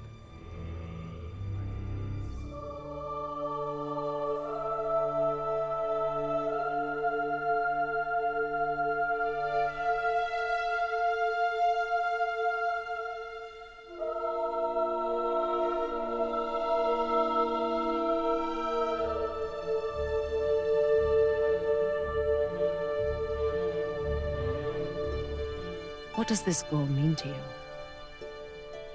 It's everything. Follow me. Why help us? Maybe I see more of myself in you than I'm willing to admit. Maybe by helping you, I'll make up for a lifetime of mistakes. Or maybe I just like you. I mean, there's lots of different methodologies on how to be vulnerable in a scene or how to be connected to an emotional scene where your son is basically saying, you ruined my life, I hate you, I never want to see you again. It was right around the time of, I was going through a divorce, so that wasn't difficult for me to be in a space that was vulnerable and fractured and confused. Like, it wasn't supposed to turn out this way. It's my job as an actress to keep myself in that space of like being permeable and being affected by what's happening in the moment. And so if I can recall what those feelings were like with my ex-husband, then I can understand some of the pain that Freya's going through with someone that she loved and had the best intentions for, but who it's just not going the way that she had hoped. If it hadn't been that, it could have been anything else in my life where there was a goodbye from someone that, you know, abandonment issues. I mean, you know, come on, we're human. We've all got our bag of pain. Oh, that, okay, we'll use that one. Cut. C-pose, thank you. Clear. Markers down. Oh, just one little marker. Who needs my pinky? Oh, his pinky too. You know, I think as an actor, you always want to feel safe. You always want to, because when you do choose to do that, you can't bring yourself out of it. It takes some decompression.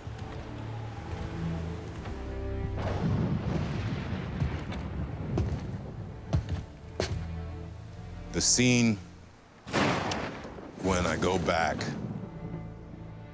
and get the blades of chaos, it was probably not real early on, but early on in the filming. And that's kind of what I was like, do I want to go there? Because this was a moment.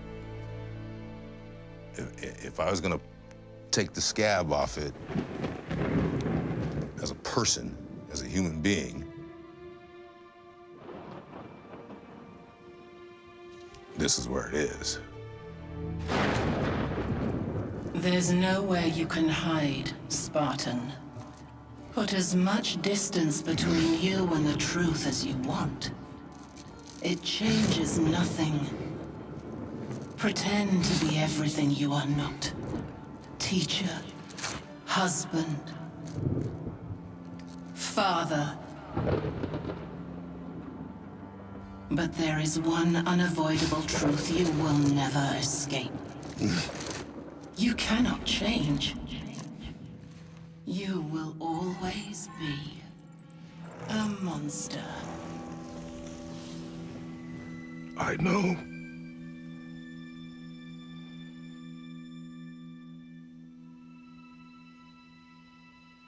A lot of this performance, for me, is a love letter to my kids. It's an apology.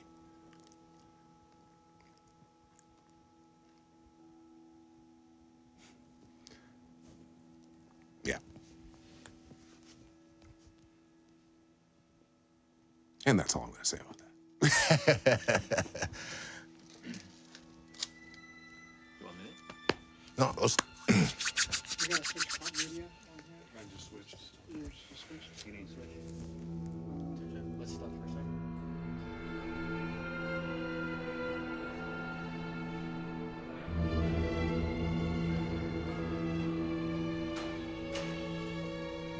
Fuck me, man.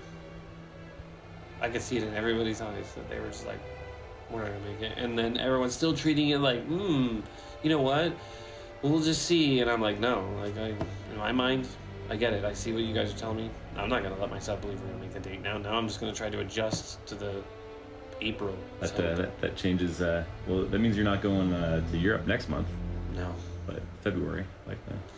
Yes, it means next month is very hard. But 4 years of a marathon, you don't want to stop running in the last 200 feet.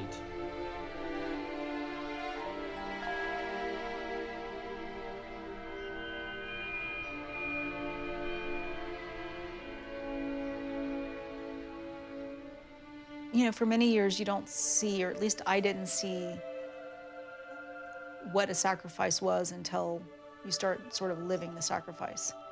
You start feeling the sacrifice, if that makes any sense. We as working parents always wonder and question, do we really spend enough time with our children? I carry that with me every day, and I never have the right answer. All I can do is be the best I can be in those moments that I do have my children, and that I'm really able to engage, and hopefully the stresses of the job, don't get in the way of me being the best parent that I can be.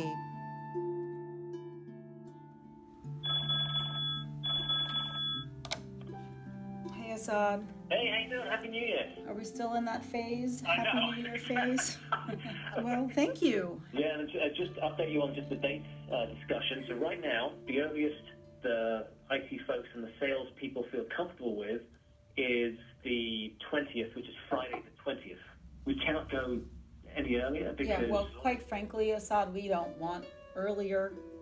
Yeah, no, I think it works for you guys. I think it works for everyone. So at the end of the day, and I keep saying this to everyone, is that at the end of the day, that game comes out, it's going to be amazing. Everyone's going to go bananas, and no one's going to remember all the date shifts and all that nonsense.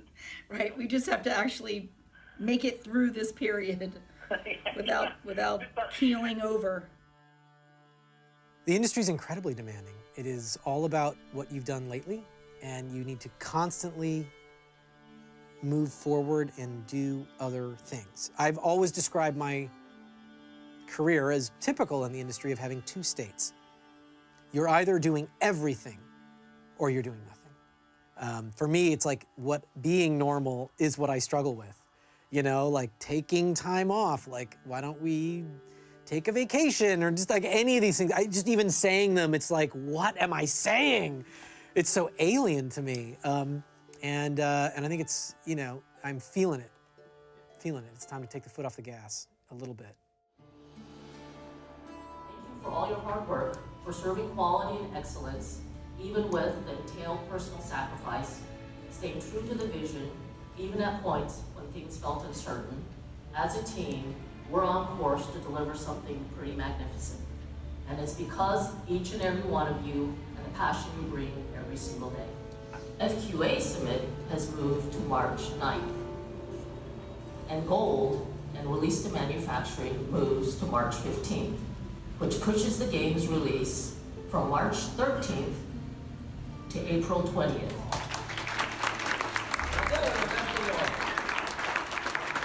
Without everybody, we would not be doing any of this crap. It would be me talking to myself in a room.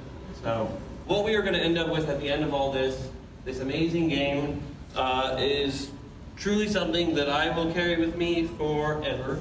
And I believe it is a first step in many, many games that we're going to make that will, I think, really redefine what this studio is. So I'm very proud to work with everybody here. So thank you.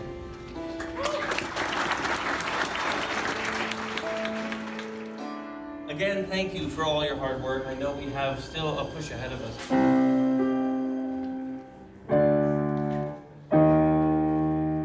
Let's go to M620, Epilogue Teaser.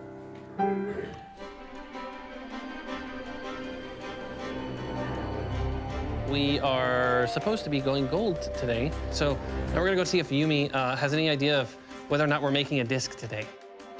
So we're at a point where QA is testing round the clock, getting new issues coming in all the time. You know, everybody on the production side is constantly evaluating what new bugs come in. Hope being that once we end up at the end of the day, we have a solid build that has 0 critical issues. You know, that's the one that we're like, yes, we want this to be burnt on a disc. We want to take a picture with it, send it out.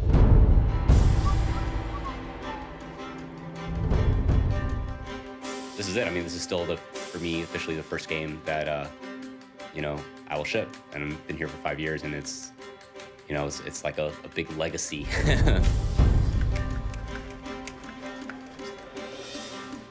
Okay, this way. What's going on? I was walking by someone's desk today, and I saw something that had been updated, and I was like, wow, that looks amazing. He's like, yeah, this just came in. And I was like, dude, we just have to finish this game. If we finish this game, it will be awesome. There's so much good stuff.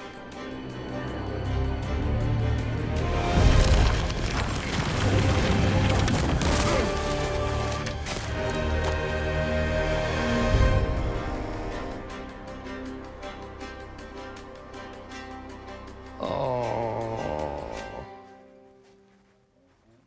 She's not here. Yumi, you were not here when I stopped by. I am sad. There you go. That way she'll know that someone's looking for her and they're sad. All right, this way. Well, here she is. Yumi Yang, we found her. We just left you a note that said, I am lost without Yumi Yang. All right, this way. Go run, Raph. Run, Raph. Dun, dun, dun, This is so exciting. It feels like we're doing something. Oh my gosh, I want to press the button. Which one do I press? How can I screw this up? Just this? That's it? The whole thing, it just says right. Yep. There it is. Stand here and watch a progress bar. It's gonna take a little while. A little while, like how long? Give me an estimate. Probably about an hour. Dude, I'm not gonna stand here for an hour. Yeah. That's crazy. There it is. A lot of disagreements and a lot of passion went into making this blank disc. For all of you watching, this is how we used to play games back in the 90s. This is a weird, like, retro experience. It's so analog. Yes. Look at that logo. It's beautiful.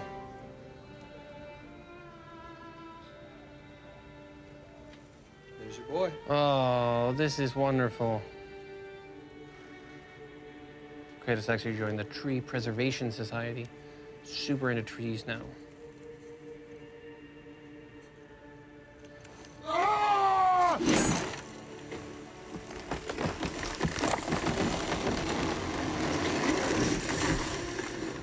This tree is a metaphor for the franchise of God of War.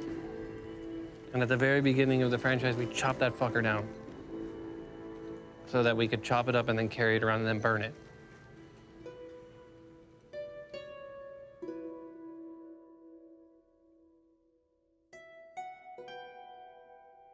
For me, what I would love to see that from this game, what we're pushing is dramatic context, you know, reason, the concept of why.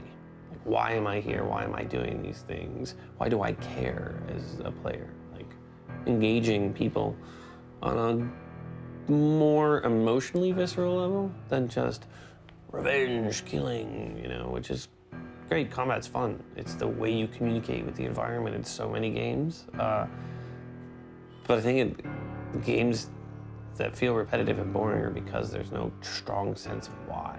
You don't feel connected at all to the world.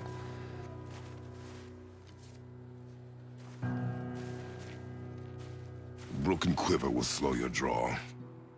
Pain we endure. Faulty weaponry we do not. This will do for now. Good? Good. Go. Okay, do you need to say anything for these guys? Who? Documentary people? Yeah. We're on our way to France. And it's wonderful. So you are the first group of people, aside from our team, to actually get hands-on of the game. So this is a very exciting moment for all of us. I think that what makes a great, strong character is absolutely what makes a great, strong human, because when you're embodying a character, you're embodying the life of a human that is some parts of many things within the mind of the writer, and they pulled from some person that they know in their life, and so it is a living, breathing thing. We just got a fantastic historical overview of the city in Berlin for day 2 of our world tour. Hello. For us, this is a very big sort of change for Kratos.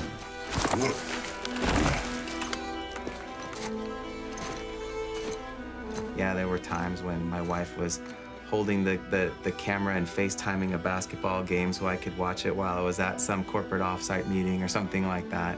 You just do what you have to do. You know, we all as a family had to balance. And were there struggles? Were there tears? Of course there was, but that's life. You get through it, and we're all still around, and everyone kind of grew from those moments. That was the last. All right, let's do this thing. Never played a God of War game, but what's exactly the nature of Kratos? It's a very good question. What is the nature of Kratos?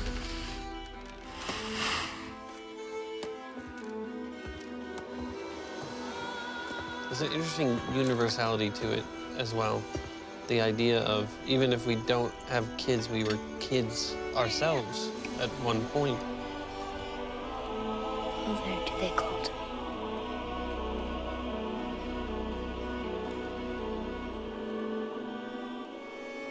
Mother, do they call to me? So this game, God of War, this iteration is probably the most personal project I think I've worked on in my entire career. Yo diría que este God of War es el ejemplo más personal de trabajo. Y dar también las gracias al equipo de Santa Mónica Studios por estar aquí. that is the true challenge of parenting, is not to sit there and hide the world from them, but to prepare them, you know. Go through the pain. Yeah, to go through the pain.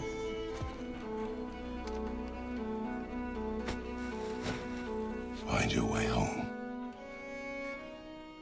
You are free. And for me, I think as a writer, the most interesting challenge is to take a character that you have made intentionally an anti-hero and actually turn them around.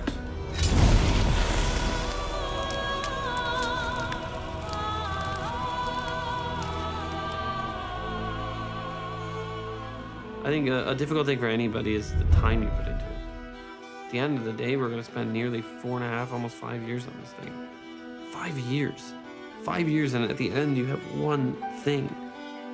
And then one day it's out there, and either everybody loves it, or everyone hates it, or even worse, they're indifferent, and it's just crickets, right? And that's it. Like, it's such feast or famine.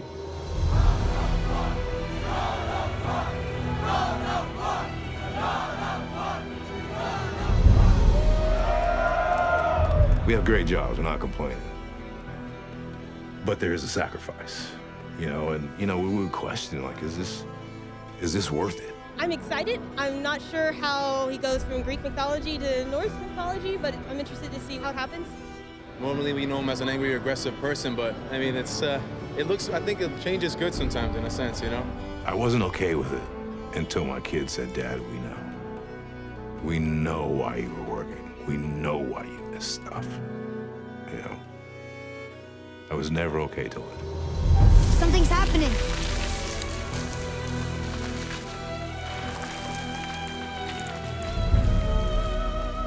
It's Muller. So this right here represents 5 years worth of work going gold. The incredible team that I worked with, so many people, and then Yumi Yang, the most important person for my sanity throughout this entire crazy journey. By now, I had read through this remarkable adventure. And the one thing I got out of it was this character's love for his son. Oh, look at that. PlayStation Europe retweeted. PlayStation retweeted. Oh, seriously. That's us. The first time we met the world serpent. But how? Art reflects life, reflects art, reflects life. And that's why we have it, so we don't feel so alone. So we see these stories, whether they're folklore, mythology, made up or real, is because this thing called life is interesting and confusing, and it's wonderful and it's horrible, and it's all these things. And here we are. From the beginning, it was, you know, we have the potential to make a defining game, and, you know, to this day, I say we have the potential to make a defining game. All these drawings. This is our story.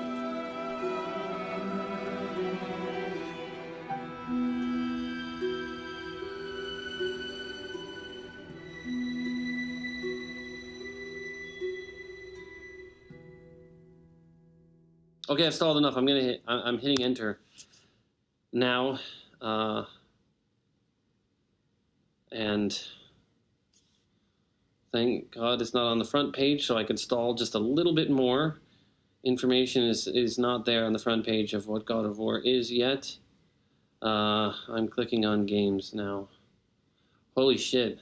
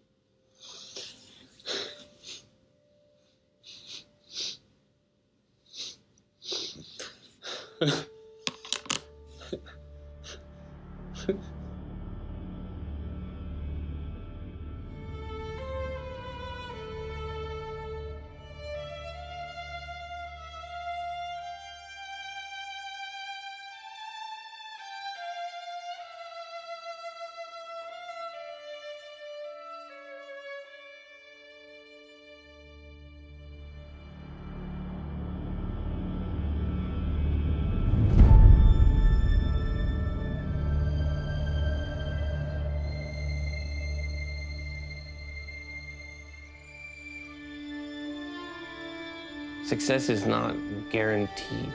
You don't get it just because you are who you are. You get it because you work really crazy hard and sacrifice for something else, you know? You're just kind of, I guess, like a parent. You're gonna sacrifice, work really hard, and then they're gonna fucking hate you in 15 years and not talk to you for 10 years, and then they're gonna be like, hey, I remember why you were pretty good.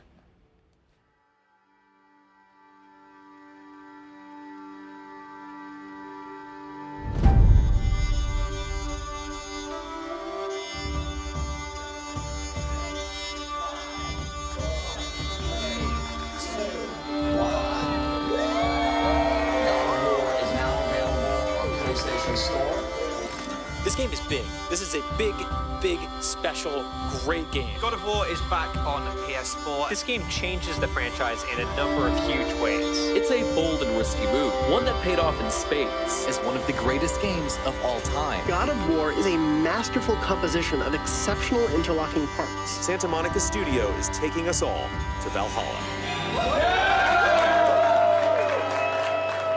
There was a lot of fucking doubt on this project, but it was you people every day coming in and doing what you do that made this a reality.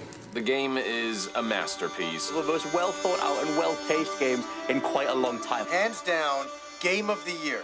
What I want the takeaway to be is like, wow, this was necessary. This was interesting. This was different. This was engaging. This game is just fucking incredible. God of War doesn't just feel like the next step for the franchise, but the entire video game industry. Yes. Ow, you're so Yes, I've been waiting to do that. We're joined by Cory Barlog. Cory, of course, is the creative director of God of War. The father-son dynamic is obviously... Yeah, I mean, obviously that's the beating heart of the game. I wouldn't say I had any doubts about if we could do it, because the talent at the studio is absolutely amazing. And there are people here that won't let this game fail. I consider myself one of those. I do this because I want to make something beautiful, and I want everyone to see it. Ah, this game already got me in the feels. How did that even happen? Oh! I stunned one. Yes! Oh, shit. Kratos is back.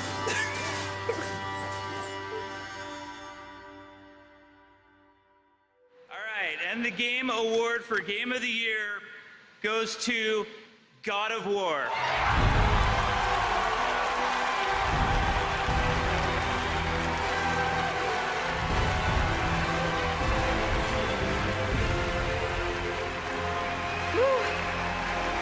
Thank you, everybody. I want to thank my children and all of the families throughout the God of War team, and you guys, the fans around the world. Together, we all dream big dreams. Thank you, everyone.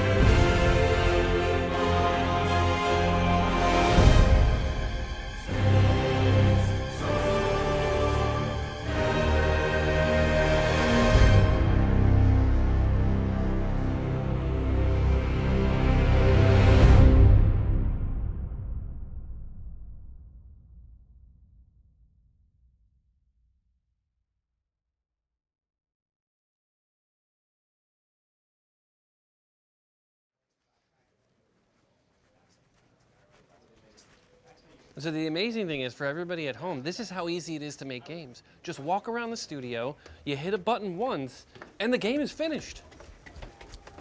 It's like that scene in Spaceballs. Instant video cassettes. They're out in stores before the movie is finished.